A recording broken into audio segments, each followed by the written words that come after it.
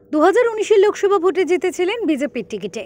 দুবছর যেতে না যেতেই ঝাঁপ দিলেন তৃণমূলের নৌকায়।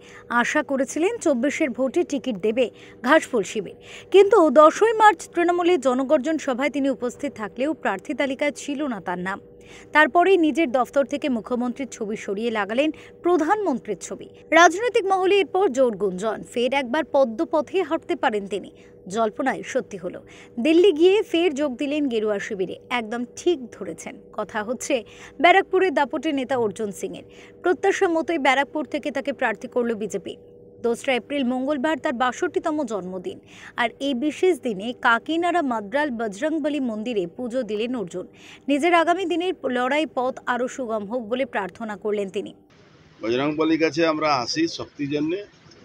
বজরংবলী সংকট মোচন আছেন, অসুর শক্তিকে নাশ করবেন, এই আশীর্বাদ নেওয়ার জন্য এসেছি আমরা।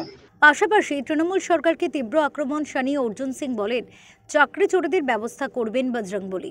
বজরংবলী সবটাই দেখছেন, এই পুকুর চোর, চাকরি চোর সবই উনি দেখবেন, আর সবার ব্যবস্থা উনি করবেন, এটা দৃঢ় বিশ্বাস আছে। তাই তো লক্ষ লক্ষ মানুষ রোজ সকালবেলা উঠে ঠাকুরকে পুজো করে।